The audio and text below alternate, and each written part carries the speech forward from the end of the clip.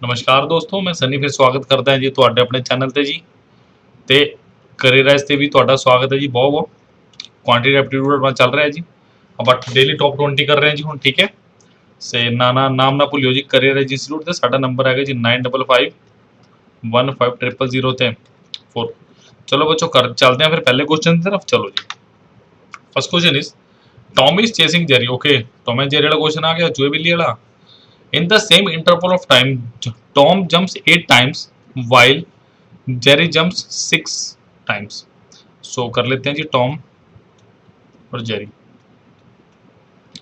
ठीक है जी अगर मैं इनकी जंप्स की बात करूं टॉम जंप्स 8 टाइम्स और जेरी क्या करता है 6 जंप्स लगाता है but the distance cover by Tom और अगर डिस्टेंस की बात करूं क्या करोगे by Tom is equal to the distance covered by Jerry in 5 jumps. Okay, distance covered by dash Tom. Wait a minute. Tom का है 7 jumps. It has to be 7 jumps. Okay. So Tom की 7 jumps हैं जी और Jerry की कितनी है 5 तो यहाँ थोड़ा सा मिसप्रिंट है तो 7 jumps आएगा क्लियर तो ये मल्टीप्लाई कर दो इसके ऊपर 56 रेशो ऑफ कितना आएगा 30 जब इसकी आप कटिंग करेंगे तो बेटा कितना आएगा 28 रेशो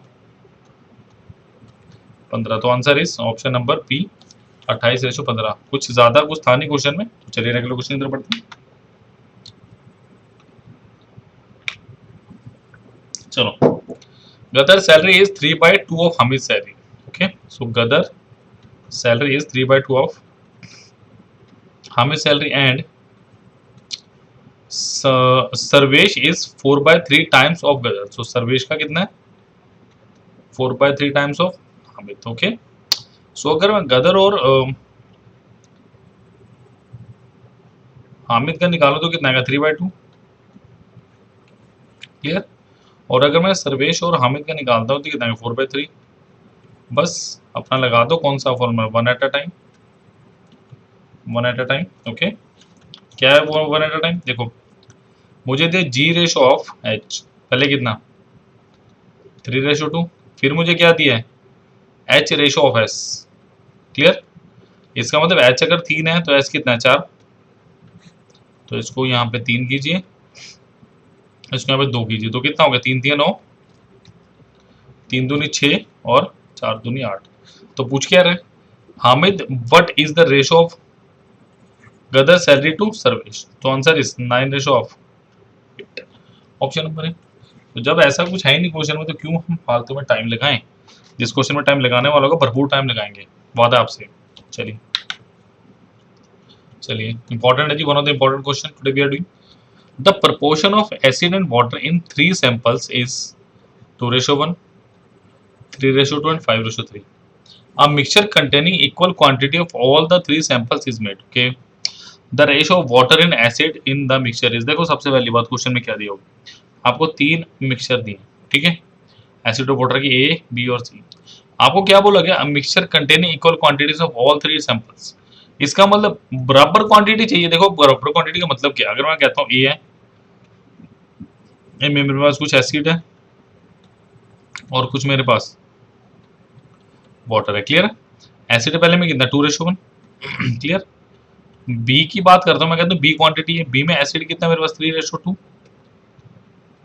और अगर मैं सी की बात करूंगा सी में मेरे पास क्या 5:3 यहाँ तो कोई दिक्कत नहीं अब अगर मैं कहता हूँ कि टोटल मेरे पास यहाँ पे 2 लीटर एसिड और 1 लीटर वाटर है तो टोटल कितनी क्वांटिटी होगी 3 यूनिट सिमिलरली अगर मैं कहता हूँ एसिड में मेरे पास 3 लीटर एसिड है बी में और 2 लीटर वाटर है तो टोटल क्वांटिटी 5 होगी क्लियर और अगर मैं कहता हूँ कि मेरे पास थर्ड में एसिड 5 और वाटर 3 तो कितना हो गया 8 क्लियर इसका मतलब पहली क्वांटिटी मेरे पास 3 में दूसरी 5 में और तीसरी किसमें 8 में तो अब मुझे सिंपल सा करना क्या है अब मुझे पहले इनको बराबर बनाना देखो बराबर कैसे बनाऊंगा अगर मैं एक बात सुनो 3 5 और 8 का अगर मैं एलसीएम लेता हूँ कितना आएगा 120 सिंपल 120 इसका मतलब मैं तीनों को 120 बना दो कैसे 120 बनाओगे इसको किससे मल्टीप्लाई करेंगे 40 से क्लियर है इसको किससे करेंगे इसको किससे मल्टीप्लाई करना चाहोगे 24 से और इसको किससे करना चाहोगे आप हाँ जी 15 से 15 क्या है 5 गुना 3 24 क्या है 8 गुना 3 और 40 क्या है 8 गुना 5 क्लियर है सो अगर ये मल्टीप्लाई होंगे तो बेटा पूरे पूरे मल्टीप्लाई होंगे। ये कैसे मैं बताता हूँ अभी। 40 को 2 से मल्टीप्लाई करो 80, रेशो ऑफ 40, कोई दिक्कत नहीं। 24 ये 72, रेशो ऑफ कितना 24 × 48, और 30 कितना 15 × 75, रेशो 15 थी 45। अब अगर देखोगे आप 8 + 4 यानी 120, क्लियर। ये कितना है 7 4 11, ये भी 120, और ये कितना है 7 4 11 112, ये भी कितना है 120। अब देखो क्या mixture contain equal quantities of all 3 samples. इसका मतलब नाउ आप कह सकते हो कि quantities are equal, quantities are equal. Okay, quantity आपके पास क्या बेटा इक्वल है, क्लियर। अब इक्वल है तो क्या करो, इनको बस ऐड कर दो। 8 7 15, 5 20 2 22, और 227। 227 देखो पहले किस में आ रहा है, इसमें आ रहा है और इसमें आ रहा है, क्लियर है। चलो 4 4 8 4 12, 120 से ज्यादा क्या आ रहा था, ऑप्शन नंबर बी होगा। ये कितना आ गया 133। ऑप्शन नंबर बी ही मेरा सही उत्तर होगा, 227 रेशो ऑफ 133, क्लियर। तो यहां तक भी मुझे लगता नहीं कोई दिक्कत है क्वेश्चन में, ठीक है। चलिए चलिए बच्चों के क्वेश्चन पढ़ते हैं। अरे बहुत बच्चे अच्छे क्वेश्चन हैं। चलिए, A and be together can do a job in 6.75 days. Okay, बहुत अच्छा क्वेश्चन दिया हुआ है, ठीक है। ए could do the same job in 9 days, ठीक है जी। ए 9 डेज में करता है सेम काम। इफ ही वर्कड अलोन, अच्छा 9 दिन में करता है, अलोन काम करेगा। How many days would be take to do the job if he work alone. Very good question, because point वाला दिया होगा। सो अगर मेरे पास पता है a + b कितना है 6.75, अब इस 6.75 का पॉइंट उठाओ, नीचे लगाओ 100, ठीक है। 25 चौके 100, ये किस पे जाएगा, हाँ जी 24 27 पे, 27/4, इतना ही आना चाहिए मेरे हिसाब से, तो क्लियर है। तो चलिए 27/4 आ गया। सो और आपको ए क्या दिया हुआ है 9 डेज। सो अगर मैं यहाँ पे थोड़ा सा दोबारा लिखूं, a + b कितने दिन में काम करते हैं भाई 27/4 दिन में, और ए कितने दिन में काम करता है 9 डेज में, क्लियर है। अब आपको लेना है इनका एलसीएम। जब भी आपके पास ऐसा धर्म संकट आए ना, इस 4 को थोड़ी देर के लिए भूल जाओ, 9 और 27 की बात करो, टोटल वर्क कितना आ गया 27, ठीक है। सो अगर मैं efficiency of A plus efficiency of B निकाल दो कितनी आएगी, work is equal to time of A plus B into of efficiency of A plus B, clear. Work कितना 27, time of A plus B कितना 27/4, and efficiency of A plus B मेरे को पता नहीं, तो efficiency of A plus B कितनी आई 4, clear. ये कितनी आ गई 4। देखो अगर 27 27 काटोगे तो 4 ही बच रहे हैं, थोड़ा सा दिमाग लगाओ। And efficiency of A is equal to how much 3। अब मुझे क्या निकालना है, मुझे निकालना है भाई बी कितनी देर में करेगा। तो अगर मैं थोड़ा सा लिखना चाहूँ, work is equal to time of B into efficiency of B, कि जो टाइम बी का लग रहा है एफिशिएंसी तो बी की चाहिए। तो अब देखो efficiency of A plus efficiency of B कितनी दी है मुझे 4, और efficiency of A 3 plus efficiency of B is equal to 4। So efficiency of B कितना है 4 - 3 इज इक्वल टू 1, क्लियर। तो efficiency of B is how much 1। So 1 into time of B is equal to 27। तो time of B कितना आ गया आपके पास 27 days, clear. 27 hours जो भी दिया आपको relevant, so it is 27 days, clear. So I think ये बहुत अच्छा क्वेश्चन आ गया आपके पास, ठीक है। चलो नेक्स्ट क्वेश्चन की तरफ बढ़ते हैं। तो गाइस याद रहेगा ना इस क्वेश्चन का, अच्छे से याद रखना इस क्वेश्चन को, क्लियर है। चलो A is 1.5 times efficient than B, okay ठीक है। Therefore takes 8 days less than B to complete the work, okay ठीक है। A and B work on alternate days and A work on the first day, okay, then in how many days the work will be completed। अब देखो ध्यान से देखिए, अब सबसे पहली बात A और B दी है, मुझे क्या दिए, अगर B 1 है तो A क्या है 0.5, ये किसका रेशो है एफिशिएंसी रेशो आपके पास, क्लियर है। तो अगर मैं लिखूं 15/10 रेशो 3, एफिशिएंसी का रेशो आ गया। सो एफिशिएंसी रेशो क्या आ गया, सॉरी 15/1 है, 15/10 यानी 3/2, क्लियर। अब मुझे एक बात बताओ, क्या मेरे पास वर्क कांस्टेंट है, जो काम ए नहीं करना वही बी नहीं करना है, तो जो इनका एफिशिएंसी का रेशो है वही इनका टाइम का रेशो होगा। हाँ जी, work is equal to time into efficiency. अगर वर्क कांस्टेंट है तो time is inversely proportional to efficiency और efficiency is inversely proportional to time. So अगर मैं ऐसे बात करूं तो टाइम कितना आएगा 2:3। क्लियर है, 2:3। अब क्वेश्चन क्या कह रहा है कि भाई इनके बीच कितने का डिफरेंस है, 8 डेज का। बट अकॉर्डिंग टू क्वेश्चन अभी कितने का, 1 का। ठीक है, थोड़ा पेन चेंज कर लिया जाए, 1 का, बट है 8 का। तो इसका मतलब ए कितना टाइम लेता है इंटू 8 16 डेज, और बी कितना ले रहा है इंटू 8 24 डेज। सो ए का टाइम कितना है मेरे पास 16 डेज, और बी का टाइम कितना है मेरे पास 24 डेज। क्लियर है, बस अब तो हो गया फिर काम। देखो मेरा टोटल वर्क कितना है 48। क्लियर है, तो एफिशिएंसी ऑफ ए कितना है मेरे पास 3 एंड एफिशिएंसी ऑफ बी कितना है 2। हाँ जी, ये समझ आया ना सारा। दोबारा एक बार बता देता हूँ। ये अगर मैं कहता हूँ टाइम का रेशो मेरे पास 2:3 आ गया, यहाँ पे भी 1 का डिफरेंस है, बट अकॉर्डिंग टू क्वेश्चन कितना कम ले रहा है 8 डेज। तो इस 1 को मुझे 8 बनाना पड़ेगा, तो किससे मल्टीप्लाई करो 8 से। तो इस 2 को भी 8 से मल्टीप्लाई करोगे तो ये कितना होगा 16, प्लस 3 को भी जब आप 8 से मल्टीप्लाई करोगे कितना हो गया 24। क्लियर है। सो अगर एक ही बात करूंगा, टाइम ऑफ ए 16 है, time of B is 24, so efficiency of A is 3 and efficiency of B is 2। अब देखिए, अब ये क्या कह रहा है, ए पहले दिन काम करता है, ठीक है। ऑल्टरनेट का मतलब समझो पहले क्या होता है। अब पहले ऑल्टरनेट का मतलब समझ लिए क्या होता है।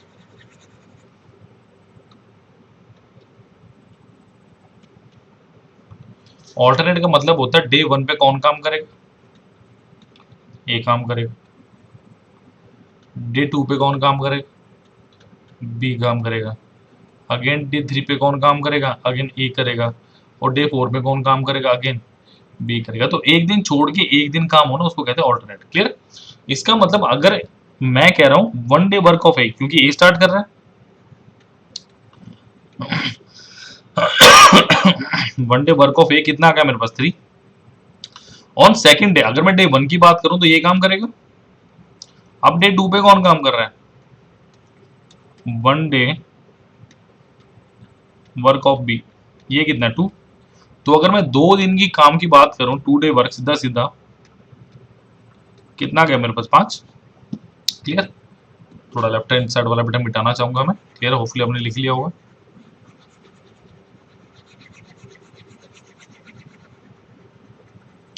क्लियर, ऑल्टरनेट का वो पता चल ही चुका है। अगर मैं 2 डेज की बात करता हूं तो कितने का काम हो गया 5। अब कोशिश करो इसके पास जाने की। तो अगर मैं इसको 9 से मल्टीप्लाई करूं और इसको भी 9 से मल्टीप्लाई करूं तो मैं क्या बोलूंगा कि 18 डेज में कितना काम हुआ 45।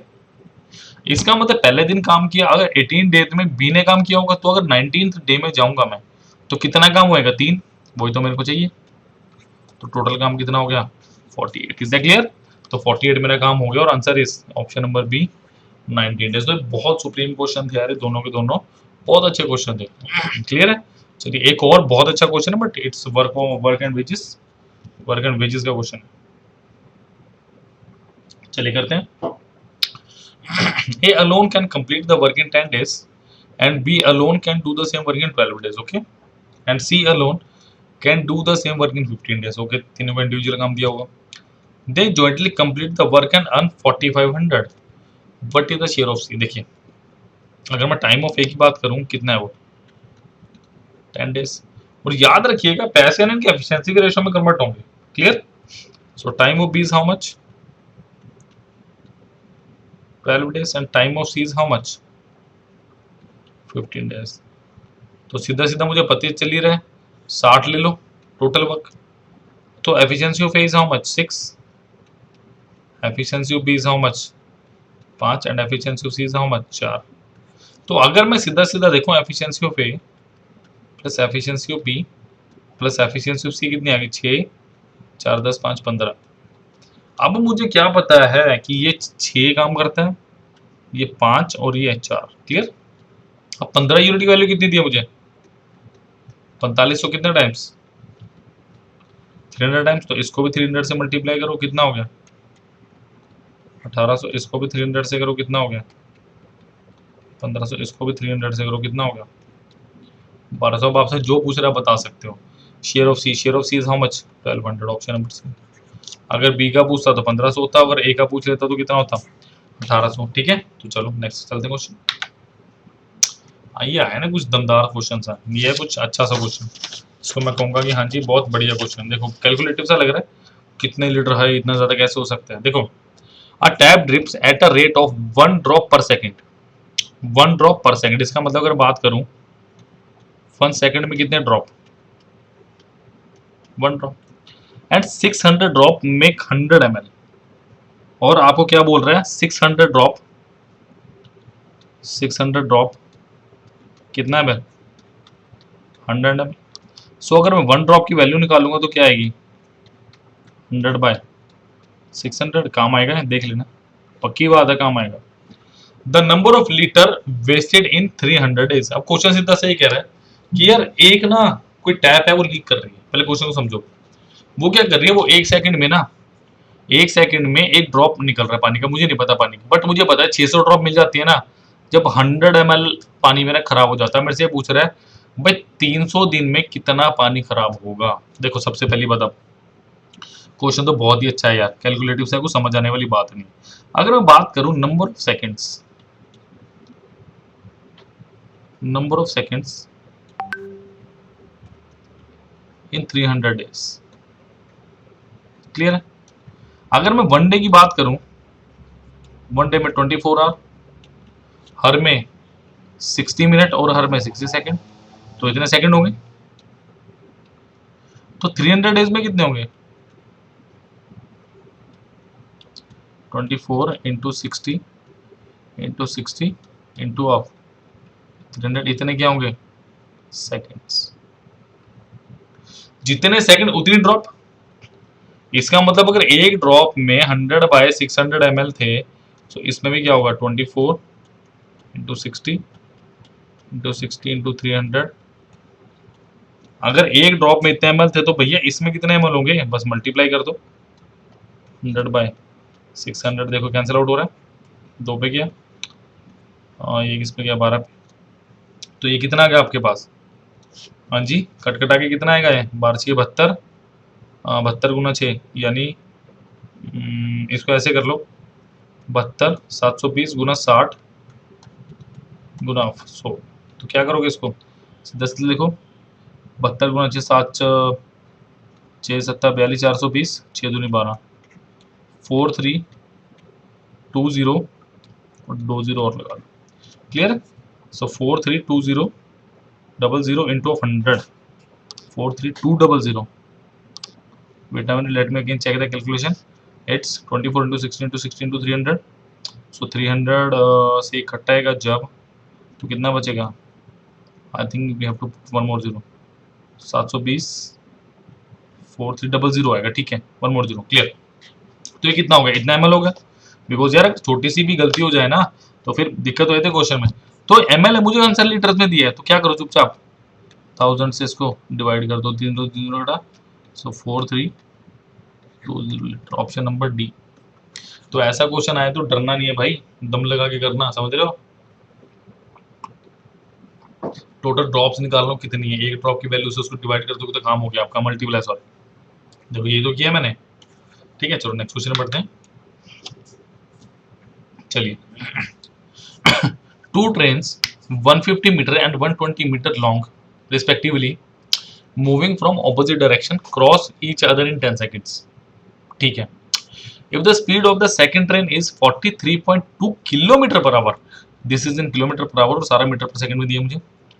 The speed of the faster train, देखो मैं आपसे एक बात करूं, अगर मेरी ट्रेन एक ऐसे जा रही है और एक ट्रेन ऐसे जा रही है, तो रिलेटिव स्पीड क्या होगी मेरे पास, speed of 1 plus speed of 2, doesn't matter किसकी कम है किसकी ज्यादा है। तो मुझे रिलेटिव स्पीड निकालनी है, तो कैसे निकालूंगा, देखो डिस्टेंस कितना है, distance is equal 150 plus 120 equal to 270 metre, clear है। और मेरे पास टाइम कितना है 10 सेकेंड्स, तो मेरे पास distance is equal to speed into of time होता है। सो 270 स्पीड इंटू ऑफ 10, तो स्पीड कितनी है मेरे पास 27 मीटर पर सेकेंड, बट मीटर पर सेकेंड को किलोमीटर पर आवर में कन्वर्ट करना, तो 27 into 18/5, 27 into 18/5, so this comes out to be 360 और अपना 18 × 7 70 और 56, ठीक है। तो ये आएगा अपना 486/5 किलोमीटर पर आवर और 97.2 किलोमीटर पर आवर। क्लियर, देख लीजिएगा मेरी कैलकुलेशन ऐसी, आप अपनी देखिएगा। अब देखिए मुझे क्या दिया हुआ है, speed of 1 plus speed of 2, मेरे पास कितने हैं 97.2 किलोमीटर पर आवर। बट मुझे एक स्पीड दी है, मैं कहता हूँ स्पीड 2 दी हुई है, तो S1 plus 43.2 is equal to 97.2। तो S1 is how much, 97.2 minus 43.2, 54 kilometre per our. Option number A is my right answer. Clear, तो ये बहुत अच्छा क्वेश्चन था बच्चों, बहुत अच्छा क्वेश्चन था, बहुत लाजवाब टाइप का क्वेश्चन था। क्लियर है, तो रिलेटिव स्पीड का पूरा पूरा अच्छा से यूज आ रखा है। चलो आसान सा क्वेश्चन है। The average of 3 number is 135। मैं कहता हूँ मेरे पास 3 number A plus B plus C, और इनकी एवरेज मुझे कितनी दी है 135। सो अगर मैं इनका सम निकालूंगा कितना आएगा, A plus B plus C is equal to 135 into of 3, कितना हो गया 405, 3 15 405। क्लियर, और अगर मैं बात करूं तो लार्जेस्ट नंबर इज 195। मैं कहता हूं सी मेरा लार्जेस्ट नंबर है, let largest number is equal to C. Clear, so A plus B plus 195 is equal to कितना 405।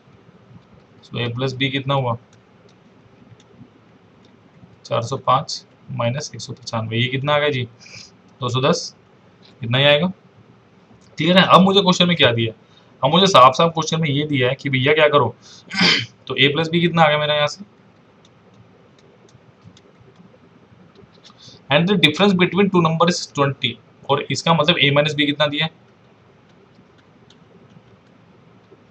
तो इनको ऐड करो, देखो twice of a is equal to 230। So a की वैल्यू कितनी निकलेगी यहाँ से, a की वैल्यू 115 निकलेगी। सो a प्लस बी कितना दिया मुझे 210, तो 115 plus B is equal to 210। B कितना है 210 माइनस 115, ये कितना आएगा 95। तो आपसे क्या पूछ रहा है, smallest number is 95 not 65। Clear, so ऐसे क्वेश्चंस को यार जरा सा जान लगा के करेंगे। क्लियर है, चलिए बच्चों बढ़ते हैं अगले क्वेश्चन की तरफ।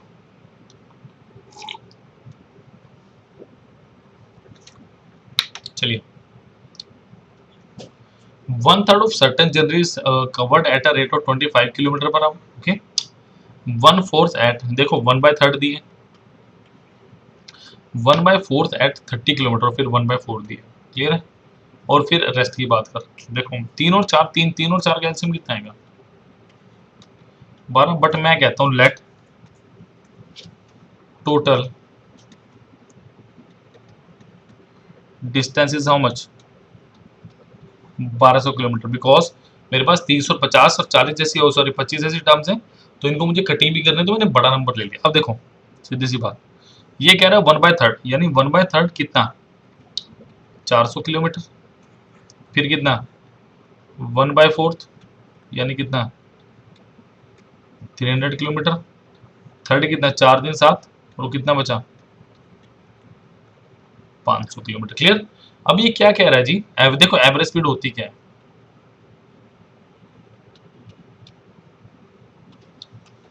टोटल डिस्टेंस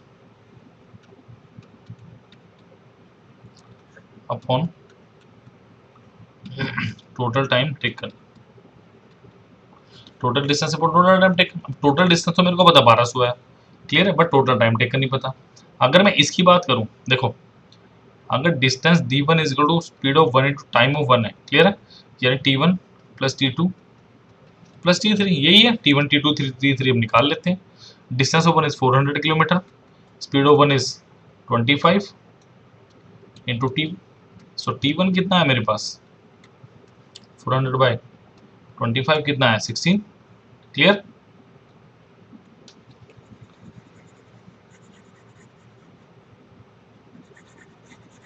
क्लियर, नेक्स्ट देखो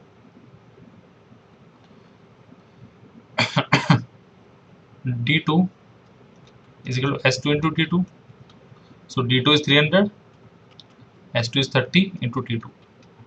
सो T2 कितना आ गया 10, oh sorry 10 hours, not kilometer per hour, it's 10 hours. And D3 is equal to S3 into T3. Clear?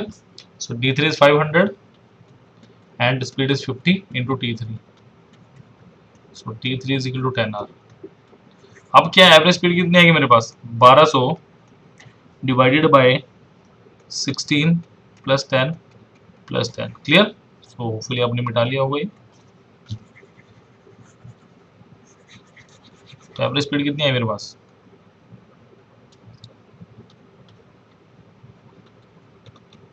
1200 बटा 36 कम से कम 36 200 100 बटे 3. तो ये क्या होता है 33 1/3 kilometre per our. Outstanding question था ये. क्लियर है? So one of the finest question था ये. क्लियर है? तो इस तरह के क्वेश्चंस को प्लीज ध्यान में रखेंगे. चलिए नेक्स्ट क्वेश्चन में बढ़ते हैं. चलिए बहुत अच्छा ज्योमेट्री का क्वेश्चन लग रहा है मुझे. The distance between two parallel codes of length 8 centimetre each in a circle. अब देखो अगर ईच का मामला हो ना तो डेफिनेटली ऑपोजिट साइड पे होंगे, क्योंकि सेम साइड भी नहीं हो सकती है. क्लियर? मुझे ऐसा कुछ दिए कि भाई आपको ये दिया कि एक ये मैं कहता हूँ ये है,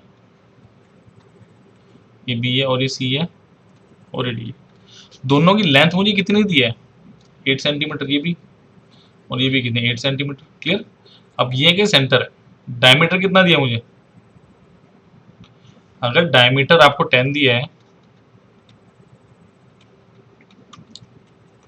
तो आपके रेडियस कितना होगा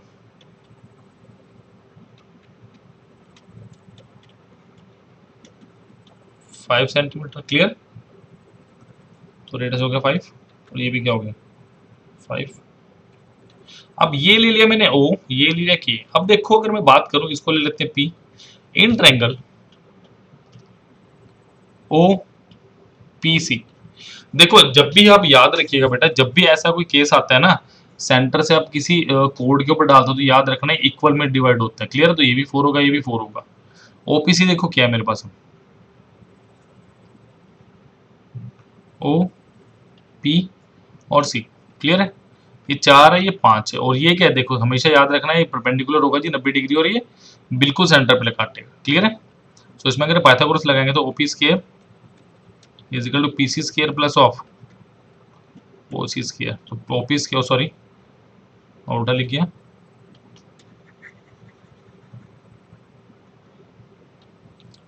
OP square plus PC square is equal to OC square. Clear? So OP square is how much? Plus 4 square is equal to 5 square. So OP square is equal to 25 minus of 16 is equal to 9. So OP कितना आ गया under root of 9 which is equal to 3. Clear है? ये 3 आ गया तो definitely ये भी तो 3 आएगा यार, दोनों बराबरी तो हैं. डायमेंशन बिल्कुल सेम है तो आंसर इज 3 + 3 6 सेंटीमीटर. क्लियर? तो यहां तक भी मुझे लग नहीं रहा कोई दिक्कत आ रही है ना. चलो बिल्कुल आराम से पढ़ा रहा हूँ बेटा, कोई जल्दबाजी वाला काम नहीं है. ठीक है? चलो नेक्स्ट क्वेश्चन की तरफ बढ़ते हैं. बहुत अच्छा क्वेश्चन है. The length of 3 sides of right angle triangle. It's a right angle triangle are x - 2 x centimetre and x + 2 centimetre. Find the value of x. देखिए मेरे पास एक राइट एंगल ट्रायंगल दिया ऐसे करके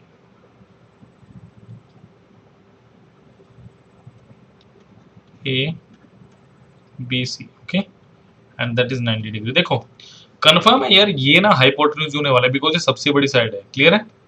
दिस इज लार्जर साइड तो ये हमेशा hypotenuse ही होगा. अब इसको आप x लो या इसको x - 2 लो कोई फर्क नहीं पड़ता, कोई फर्क नहीं पड़ेगा मेरे आंसर में. तो बाय अप्लाइंग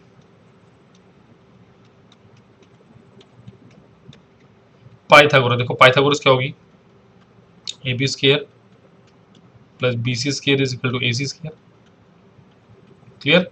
तो AB कितना आपके पास x square plus of x - 2 का whole square is equal to x + 2 का होल स्क्वायर. तो इसकी स्क्वायरिंग बोथ साइड्स कीजिए जरा, और सॉरी बोथ साइड करें खोलिए स्क्वायर को. x square plus 4 - 4x is equal to आपका x square plus 4 plus 4x. देखिए कैंसिल आउट हो रहा है, 4 से 4 कैंसिल आउट हो रहा है. मेरे पास क्या बच रहा है x square minus 4x is equal to 4x, और मैं क्या कह सकता हूँ इसको, x square is equal to 4x plus 4x और x square is equal to 8x।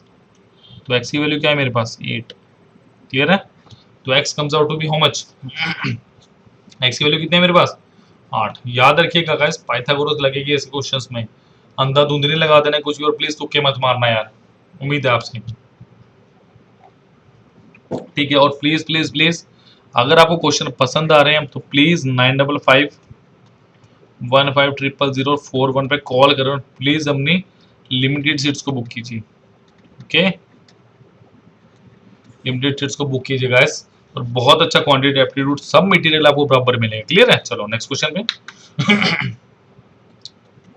The length of the tangent, बहुत बढ़िया क्वेश्चन है भाई टेंजेंट का, from an external point to a circle is 5√3 unit, या सेंटीमीटर मीटर कुछ भी है। If radius of the circle is 5 unit then the distance of the point from the circle is. चलिए देखें, मुझे पहले क्या दिया, मुझे ये दिया कि कोई टेंजेंट है, सबसे पहली बात। क्लियर है? सेंटर है और ये मैं मानता हूँ पी पॉइंट है। क्लियर, ये बोलता हूँ पी टी है। क्लियर है? अब अगर मैं इसको मिलाऊंगा तो डेफिनेटली देखना 90 डिग्री बनता है। हमेशा याद रखिएगा, जब भी आप सेंटर ऑफ सर्कल को टेंजेंट से मिलाते हैं ना तो 90 डिग्री एंगल बनाते हैं। रेडियस है, रेडियस मुझे 5 दिया हुआ है, और ये मुझे कितना दिया 5√3 यूनिट। क्लियर? अब देखो क्वेश्चन क्या, अब तो क्वेश्चन बचा ही कुछ नहीं। Then the distance of the point from the circle, इसका मतलब मुझे ये निकालना है, ये ले लेता हूँ कि मुझे के पी बताना है, ये भी कितना दिया मुझे 5। अगर मैं बात करूं, अभी इसको कुछ मतलब 5 मत लो, इसको के पॉइंट ले लो। अगर मैं बात करूं, मेरे पास triangle O T P is a right angle triangle. Okay, so मैं क्या कह सकता हूं, O T square plus T P square is equal to O P square. पहले ओपी ले लेते हैं, पीके को फिर बाद में हम हैंडल करते रहेंगे अपने आप। तो मेरे पास ओटी कितना दिया बेटा, ओटी रेडियस है 5 दिया, 5 स्केयर प्लस, बिकॉज यहाँ पर अगर 5 प्लस आप केपी ले लेते हो ना, अपनी कैलकुलेशन बढ़ा लोगे आप, एंड में 5 माइनस कर दोगे तो आप you will get your answer. Okay,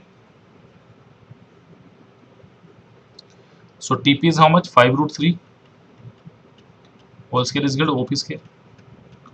so 25 plus 5 square into √3 square is equal to OP square, और OP square is equal to 25 plus of 75 and OP is equal to under root of 100 which is equal to 10 centimetre. OP मेरे पास total 10 centimetre है बेटा।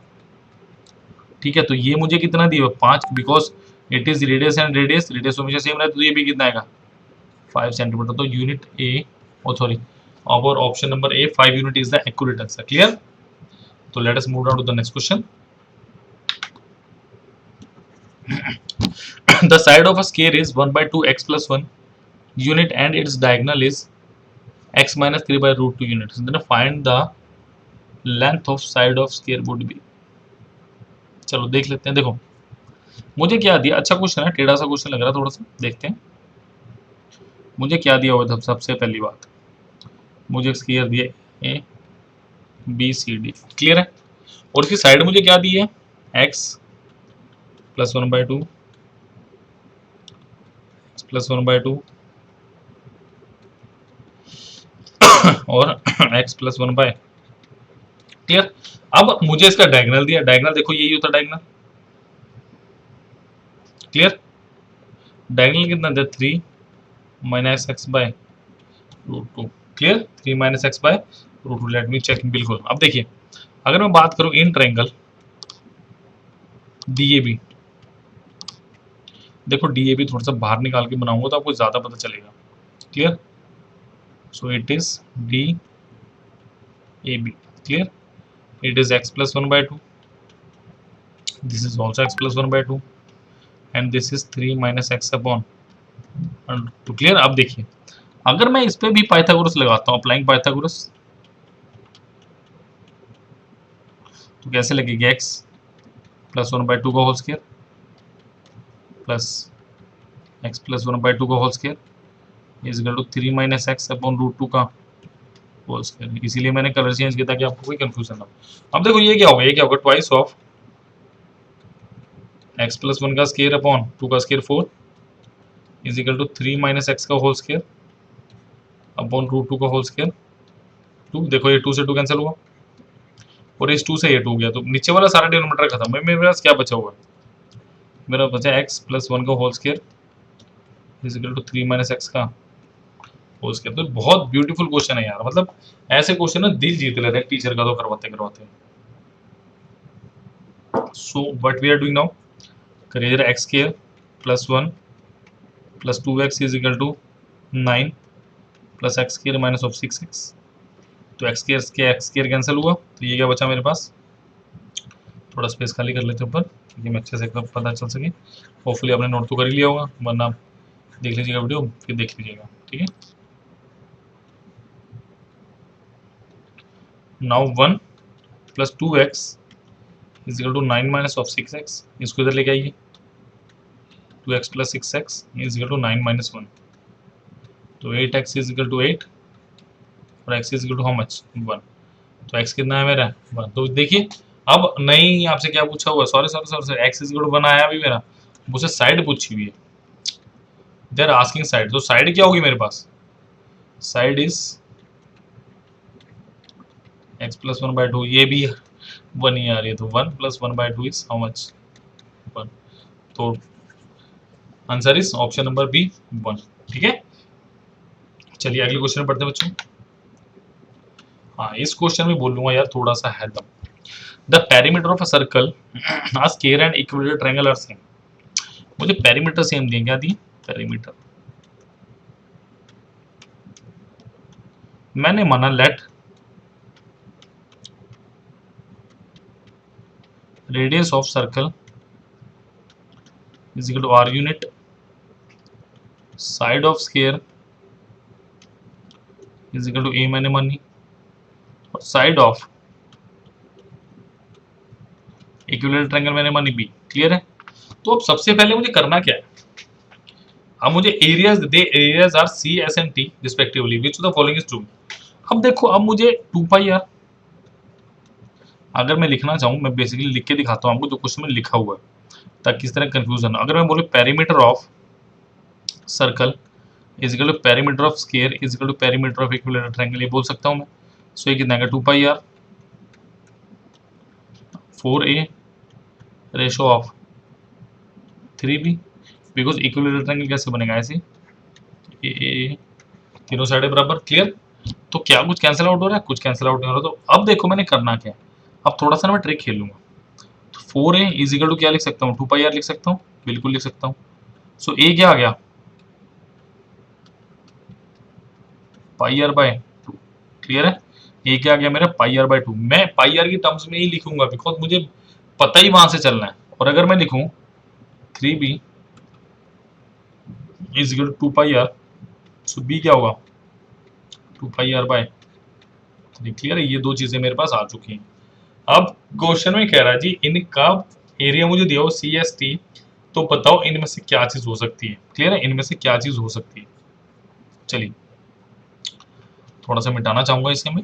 Clear है? अब अगर मैं इनका area लिखूं, देखो एरिया क्या है, एरिया ऑफ सर्कल क्या होगा? पाई आर स्क्वायर। कोई दिक्कत नहीं इसमें। अगर ये सी है, ये सी लिख देता हूँ मैं। अब एस क्या होगा? एस मेरे पास है area of circle, oh sorry area of square यानी ए स्क्वायर, यानी पाई आर बाय 2 का स्क्वायर। क्लियर है? और अब मेरे पास क्या बचा है? टी। टी क्या है भाई? एरिया ऑफ अपना इक्विलेटरल ट्रायंगल यानी √3/4 बी स्क्वायर यानी √3/4 बी कितना है? 2 पाई आर बाय 3 इसका होल स्क्वायर। अब देखो अब मैं ये साइड वाला सारा मिटा के फिर एक बार करूंगा, फिर स्वाद आएगा क्वेश्चन करने का। क्लियर है? यार ऐसे क्वेश्चन आ जाए ना फिर मतलब यार दिल ही खुश हो जाता है। ऐसे क्वेश्चन करो तो सिलेक्शन होगी। देखो ये क्या है? Pi R square, pi square R square by 4 ratio of √3/4 into 4 pi square R square divided by 9। Clear? और देखो आर स्क्वायर कैंसिल, ये पाई और ये पाई कैंसिल, क्या बचा? 1 रेशो पाई बाय 4 रेशो 4 से 4 कैंसिल, √3/9 पाई। ये क्या मेरे पास सी, ये क्या मेरे पास एस, और ये क्या मेरे पास टी। तो सी एस टी, तो साफ साफ मुझे दिख रहा है कि C is greater than S greater than T, because यहाँ डिवाइडेड बाय 4 है, डिवाइडेड बाय 9 है, तो डेफिनेटली √3 काफी छोटा है, तो ऑप्शन नंबर बी मेरा करेक्ट आंसर होगा। क्यों इतना पजल होना फालतू में, क्लियर है। चलिए नेक्स्ट क्वेश्चन में पढ़ते हैं बच्चों। चलिए next question is in 2 kg 2 kg copper and aluminium, 2 kg दिया हुआ है, इसमें क्या है, कॉपर है और एल्यूमिनियम है, क्लियर है। 30% कॉपर है, यानी 0.6 kg होगा, और 1.4 kg का होगा एल्यूमिनियम। अब क्वेश्चन क्या कह रहा है, how much aluminium powder should be added to mix so that the quantity of copper become 20%। अब देखो मुझे क्या ऐड करना, मुझे ऐड करना, इसका मतलब जो मेरे पास अगला 100% सोल्यूशन बनेगा उसमें कुछ कॉपर होगा और कुछ क्या होगा, एल्यूमिनियम। कॉपर कितना होगा 20% और एल्यूमिनियम क्या होगा 80%। देखो एल्यूमिनियम क्यों ज्यादा हो गया, क्योंकि एल्यूमिनियम क्या हो रहा है, बट कांस्टेंट वैल्यू क्या है, this one. So can I say that 20% की वैल्यू 0.6, 10% की वैल्यू 0.3, सो 100% की वैल्यू कितनी होगी 3 kg। तो 2 kg से 3 kg आए हैं तो कितना बड़ा होगा, 1000 ग्राम। ऐसे क्वेश्चन कितनी बार किए हमने, how many times we did this type of questions in our exercise. Okay चलिए next question. A spends 24% of his monthly income on household, ठीक है जी। 100 थी, उसमें से 24 गई किस पे, हाउस होल्ड पे, कितनी बची 76। 16% ऑन एंटरटेनमेंट, -16 करो, एंटरटेनमेंट पे कितनी बची 60।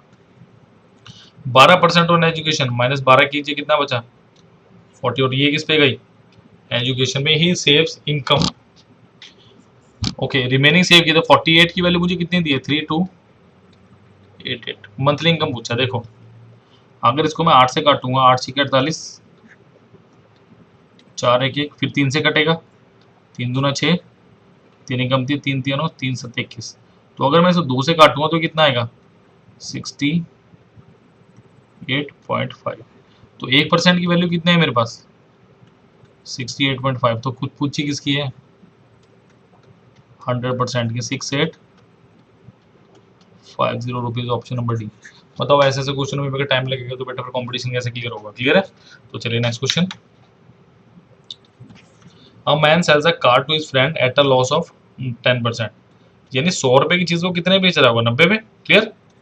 If the friend sell it for 54,000 and gains 20%, इसका मतलब यार सीधी सी बात ये है कि उसको बेच कितने पे रहा है, सबसे पहली बात 54% पे, सॉरी 54,000 पे, और 90 पे उसे गेन कितना हो रहा है 20%, यानी कितना गेन हो रहा है +18 का, यानी 108% पे बेच रहा है, तो कितने की 54,000। मुझे किसकी वैल्यू बतानी है 100% की, 108% की वैल्यू कितनी है 54,000। इसको जरा डिवाइड करो 50 और से 1000, और ये 2, और ये वैल्यू कितनी 500। सो अगर 1% की वैल्यू मेरे पास कितनी है 500, तो 100% की वैल्यू कितनी आएगी 50,000। बताओ क्या यार मुश्किल है इस क्वेश्चन में, कुछ भी मुश्किल नहीं है कि सीधा सीधा क्वेश्चन में यार मुझे ये बोला गया है कि यार वो क्या कर रहा है 100 रुपए की चीज 10 के लॉस पे बेच रहा है। फिर वो कह रहा है यार देखो उसका जो फ्रेंड है उसको प्रॉफिट कब होगा, उसे 90 पे ही होगा ना, तो 90 पे भी इसका प्रॉफिट, यानी 90 इंटू 20/100, ठीक है 18 का प्रॉफिट हो गया, तो 108 में बेचेगा। ऐसे हिस्ट्री बाकी आप जानते हैं कैसे। चलिए the simple interest on a certain sum at 5% per annum for 3 year and 4 year differs by 5%। देखो सिंपल इंटरेस्ट है 5% पर ईयर, सो 3 ईयर में कितना होगा सेम रहते हैं 15%, और अगर मैं 4 ईयर की बात करूं कितना रहेगा 4 गुणा 5 कितना 20%, और डिफरेंस कितना आ रहा है सीधा सीधा 5%, और 5% की वैल्यू मुझे कितनी दी है 42, तो 10% की वैल्यू कितनी होगी 84, सो 100% की वैल्यू कितनी होगी 840। अगर ऐसा पेपर क्वेश्चन में, अगर ऐसा क्वेश्चन पेपर में अगर छोड़ के आओगे तो बेवकूफ़ी करोगे बहुत बड़ी, समझ आई बात है, ऐसे क्वेश्चन छोड़ने वाले हैं ही नहीं बच्चे। चलिए नेक्स्ट क्वेश्चन। चलिए in a motor of 120 machine parts 5% part were defected and in the other motor of 80 machines, parts है जो भी हैं, 10% ऑफ पार्ट्स वर डिफेक्टेड और the two motor considering together the percentage of defected machine parts were. अच्छा question देखिए, 120 machine का 5% defected, यानी 120 गुना 5/100, यानी इसका कितना डिफेक्टिव है, 6 डिफेक्टिव है। ठीक है, आउट ऑफ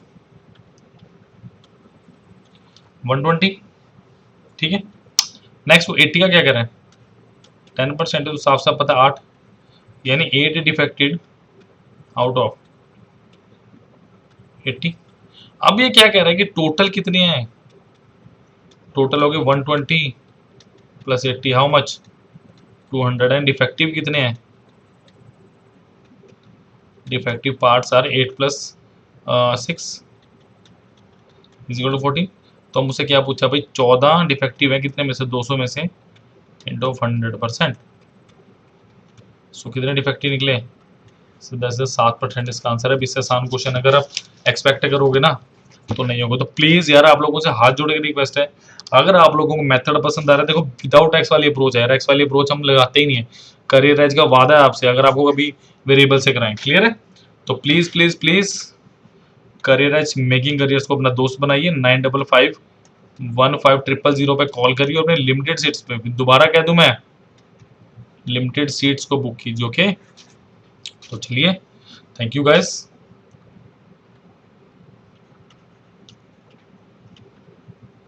Thank you.